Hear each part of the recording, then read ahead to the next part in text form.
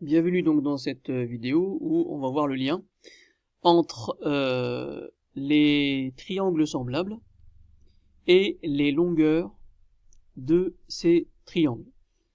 Donc en fait on va voir qu'il existe un lien entre les angles justement, le fait que les deux triangles sont semblables et les longueurs de ces deux triangles. Alors déjà, observation, vous avez ici donc deux triangles semblables, on voit bien que l'angle A est égal à l'angle L, l'angle N est égal à l'angle C, et que l'angle M est égal à l'angle B. Et donc ces deux triangles ont leurs angles 2 à 2 de même mesure, et sont donc bien semblables. Bien, à côté de cette figure, j'ai construit un tableau. Que contient ce tableau? Première ligne, j'ai mis des informations qui concernent le triangle ABC. Donc ici, vous avez la longueur AB qui vaut 3,9, la longueur BC, la longueur AC. D'accord? Donc première ligne, ça concerne le premier triangle, le triangle vert. Et deuxième ligne, le deuxième triangle. Et qu'est-ce que j'ai fait ensuite? Regardez, j'ai calculé ici le quotient des longueurs des côtés homologues. Alors, qu'est-ce que ça veut dire les côtés homologues? On l'a vu dans l'autre vidéo, la première, qui nous dit que lorsque vous avez deux triangles semblables, on parle de côtés homologues. Alors, comment ça fonctionne? Pour vous y retrouver dans les triangles, dans le vocabulaire, il y a une petite astuce très simple qui consiste à écrire les noms des deux triangles les uns en dessous des autres. Alors, je vais écrire par exemple le triangle ABC, comme ceci, et en dessous de A, en dessous du triangle ABC, je vais mettre le triangle MNL, mais en respectant un certain ordre. Donc en dessous du sommet A, je vais mettre son sommet homologue. Donc l'angle A, il est égal à 40, et donc le sommet homologue, c'est c'est le sommet L. B, son sommet homologue, c'est le sommet M, et C, son sommet homologue, c'est le sommet N. Et donc une fois qu'on a écrit ça, ça facilite en fait la recherche des exercices, parce qu'on n'a pas ensuite à revenir sur la figure, on a juste à regarder ici. Donc A et S sont homologues, M et N sont homologues, et C et N sont homologues. Donc du coup, je vais dire que le côté AB, eh bien, il sera homologue à quel côté? Au côté LM. D'accord? Donc le côté AB, il sera homologue au côté LM. Même chose, hein, si on veut faire ça avec des... On dira aussi que le côté BC est homologue au côté MN. D'accord? Et on dira également que le côté AC est homologue au côté LN. Donc ça c'est une astuce qui permet de bien représenter en fait cette histoire de côté homologue, angle homologue. Bien. Alors revenons à notre TP, vous avez ici deux triangles qui sont semblables, et regardez, j'ai affiché ici les quotients des longueurs des côtés homologues. Donc j'ai fait LM divisé par AB, MN divisé par BC, et enfin LN divisé par AC. D'accord? Alors, regardez ce qui se passe. Déjà dans un premier temps, on voit que avec ces deux dessins ici, ces deux triangles, on a des quotients qui sont tous égaux. 1,2, 1,2, 1,2. Bien, on va modifier maintenant les angles et regardez ce qui se passe. Donc je modifie les deux types d'angles d'ailleurs. Hop. Donc qu'est-ce qui se passe ici? Bien sûr, les dimensions, elles ont été modifiées. Et regardez au niveau des quotients, on a toujours 1,2. D'accord? Regardez, quand je fais bouger, notez bien ici, quand je fais bouger les angles, les côtés, donc les longueurs des côtés sont modifiées. Par contre, qu'est-ce qui se passe au niveau des quotients? Eh bien, les quotients, eux, ne bougent pas. D'accord? Donc, la propriété, c'est la suivante, qui nous dit que lorsque deux triangles sont semblables, eh bien, alors, les longueurs de leurs côtés sont 2 à 2 proportionnelles. Les longueurs de leurs côtés sont 2 à 2 proportionnelles.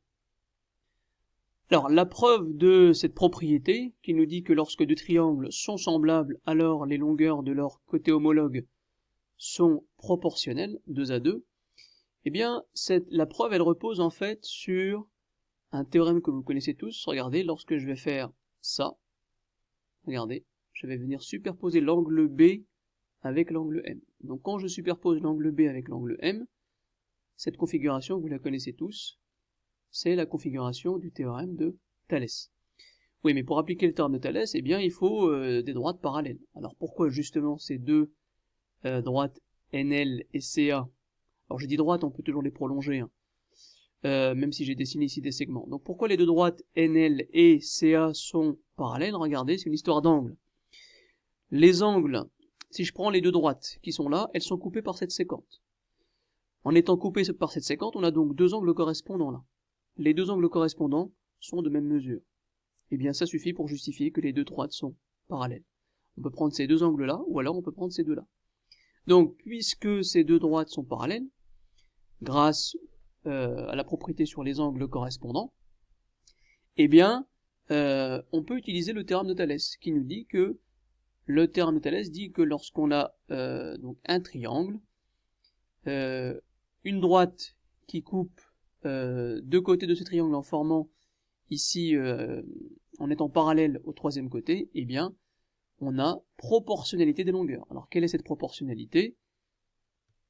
Donc, cette proportionnalité, qu'est-ce que c'est? Eh bien, la longueur du côté BC sur BN, d'accord? BC sur BN, ou alors on pourrait dire BN sur BC, c'est pareil, hein, est égal à BA sur BL, qui est égal à CA sur NN.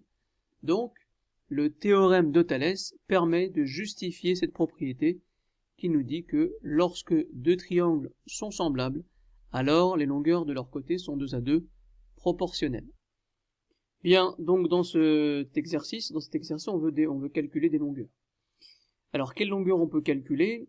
Déjà, on va essayer de justifier que les deux triangles sont semblables. Alors, pourquoi ils sont semblables? Pour l'instant, au niveau des informations, on a un seul angle ici, donc l'angle A qui est égal à l'angle D. Sinon, on voit pas que les angles sont 2 à 2 de même mesure. Donc, dans un premier temps, on va calculer les angles manquants. Alors, on n'est pas obligé de les calculer tous, on peut juste calculer, par exemple, cet angle-là ou cet angle-là. Pourquoi? Parce que on a vu tout à l'heure une propriété, on a vu dans une vidéo que pour que deux triangles soient semblables, il suffit qu'ils aient deux angles 2 à 2 de même mesure. Alors justement, comment on fait pour calculer l'angle B? Donc avec la propriété des 180 degrés. Dans un triangle, la somme des angles est égale à 180 degrés. Et donc pour calculer l'angle B, je vais faire 180 moins 66 plus 61. Donc ça fait 180 moins 127 et on trouve 53 degrés. Donc ça veut dire que l'angle B, ici, eh bien, il mesure 53 degrés. Alors c'est intéressant, pourquoi? Parce que l'angle E, il mesure aussi 53 degrés. Et donc finalement, qu'est-ce qu'on a? On voit que dans ces deux triangles, eh bien, on a deux angles de même mesure. Et donc, puisqu'ils ont deux angles de même mesure, alors ces deux triangles sont semblables. Alors comment on l'écrit? Donc on écrit puisque l'angle B est égal à l'angle E et que l'angle A est égal à l'angle D, alors on n'est même pas obligé de citer la propriété. Donc on voit bien qu'on a deux angles 2 à 2 de même mesure. Alors, eh bien, les triangles ABC et EDF sont semblables.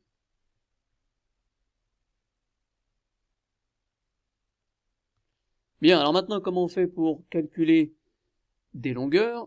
Eh bien, on va utiliser la propriété précédente qui nous dit que si on a deux triangles semblables, alors, eh bien, leurs côtés homologues sont 2 à 2 proportionnels. Donc, c'est-à-dire que les longueurs sont 2 à 2 proportionnelles. Alors ici, on va faire comme je vous ai montré tout à l'heure, c'est-à-dire qu'on va écrire les sommets homologues les uns en dessous des autres. Donc on a le triangle ABC qui est homologue au triangle EDF. Alors, le sommet homologue à A, c'est le sommet D. Le sommet homologue à B, c'est le sommet E. Et le sommet homologue à C, c'est bien sûr le sommet F. Donc l'avantage de cette écriture, c'est que maintenant, on peut tout de suite repérer les longueurs qui sont proportionnelles. Donc on va utiliser cette propriété qui nous dit que si deux triangles sont semblables, alors eh bien leurs côtés sont 2 à 2 proportionnels. Bien, donc pourquoi on peut calculer les longueurs inconnues, regardez. Lorsque les triangles sont semblables, donc leurs côtés sont 2 à 2 homologues. C'est-à-dire que le côté AC, la longueur AC sur la longueur DF, donc il suffit juste de regarder ici, vous n'avez plus besoin de regarder la figure, AC sur DF est égal à quoi? Est égal à AB sur quoi? AB sur DE. Et enfin, est égal à quoi? Est égal à BC sur EF. Voilà, donc normalement ça doit vous rappeler l'écriture d'ailleurs du théorème de Thalès. Alors une fois qu'on a écrit ces quotients égaux, il suffit juste maintenant d'écrire les longueurs connues. Donc AC c'est 7, donc on dira que 7 sur DF, qu'est-ce que c'est que DF? Bah DF c'est connu, c'est 9,1. Donc 7 sur 9,1 est égal à AB, AB c'est 8, sur DE, bah DE on le connaît pas, est égal à BC, BC on le connaît pas non plus, sur BC sur EF, et EF n'est pas connu. Donc BC sur EF. Bien, et donc en fait on peut calculer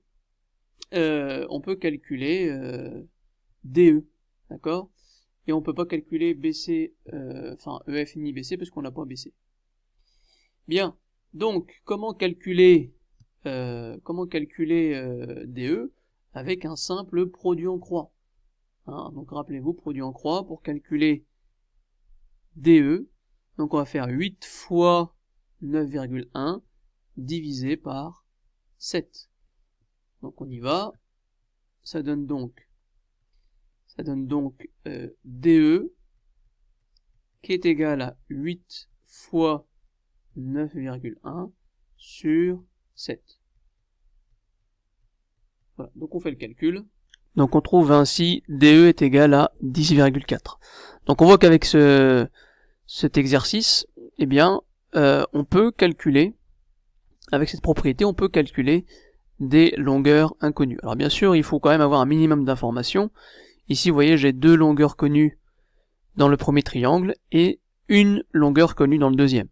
Donc grâce au fait que les deux triangles, eh bien, grâce au fait qu'ils aient des angles de même mesure 2 à 2, on a prouvé que alors ils sont semblables, et puisqu'ils sont semblables, alors, eh bien, les longueurs de leurs côtés homologues sont 2 à 2 proportionnelles. Cette proportionnalité, elle s'écrit comme ça. Donc elle s'écrit comme le théorème de Thalès en fait. Et ensuite, pour calculer les longueurs inconnues, on remplace les lettres par les longueurs connues, et on fait un simple produit en croix pour déterminer les longueurs inconnues. Donc voilà comment on peut utiliser cette propriété qui fait le lien entre la proportionnalité des longueurs et les triangles semblables.